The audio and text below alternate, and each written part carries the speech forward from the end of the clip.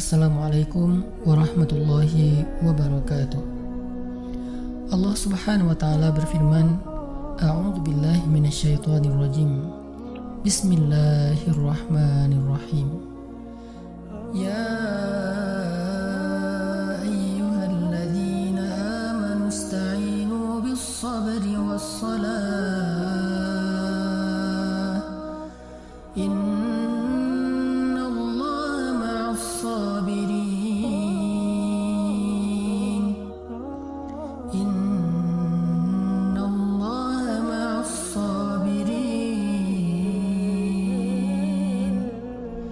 Wahai orang-orang yang beriman, mintalah pertolongan dengan sabar dan sholat. Sesungguhnya Allah bersama dengan orang-orang yang sabar.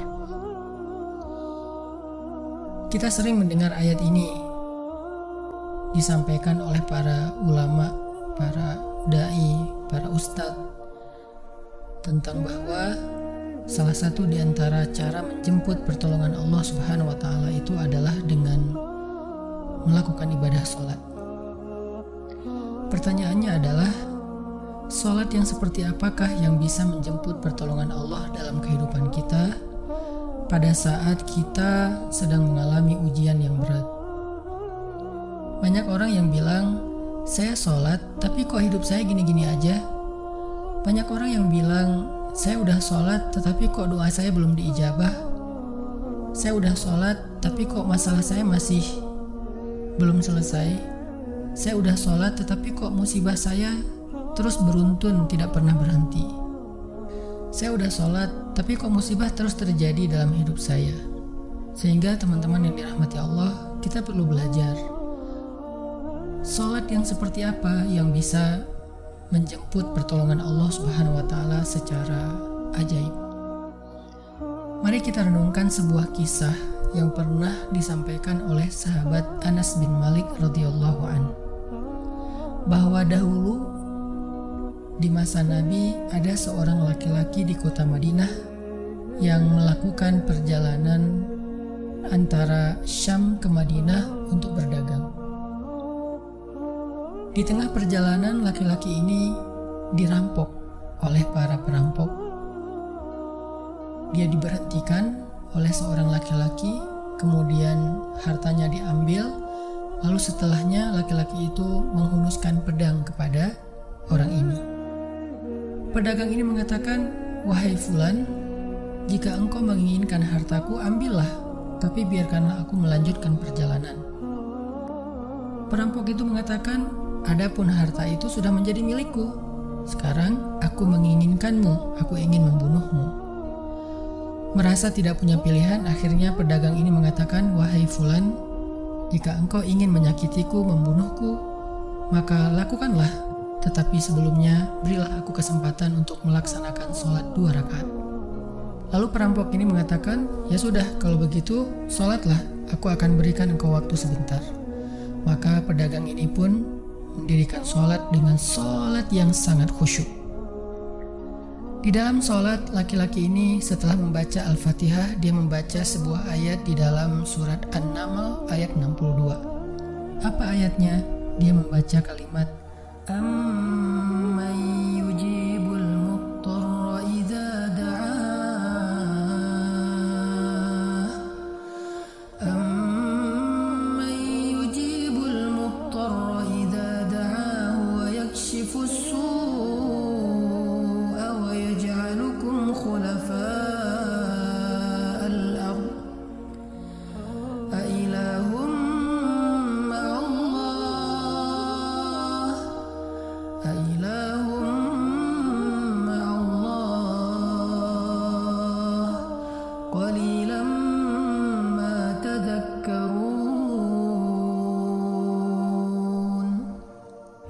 Bukankah dialah Allah yang memperkenankan doa orang yang dalam kesulitan apabila dia berdoa kepadanya, dan menghilangkan kesusahan dan menjadikan kalian sebagai khalifah di muka bumi?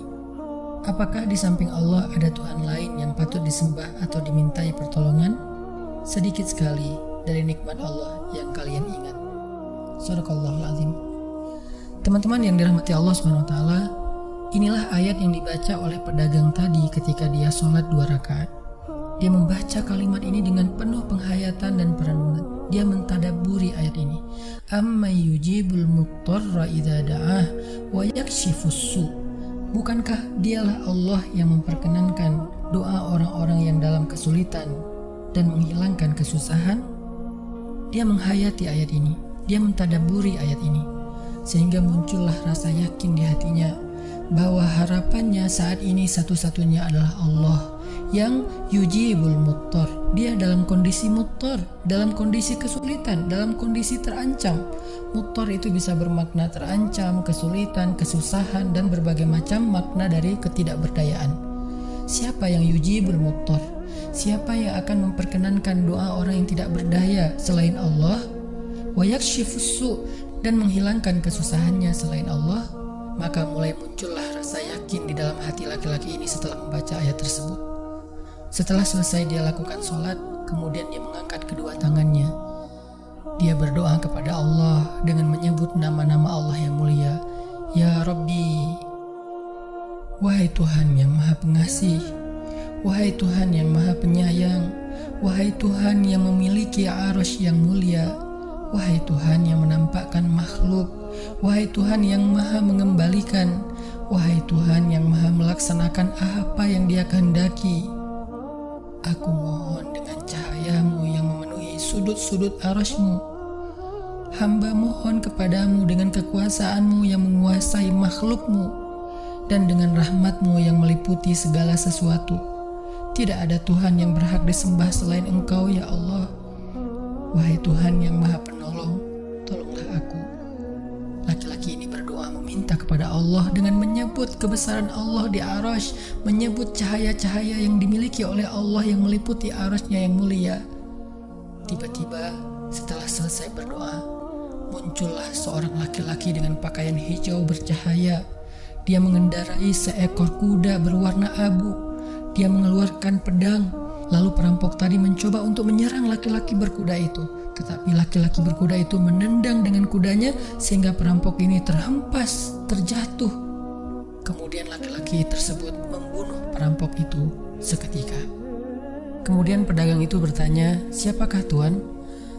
Lalu penunggang kuda itu menjawab, "Ketahuilah, saya adalah malaikat yang turun dari langit ketiga.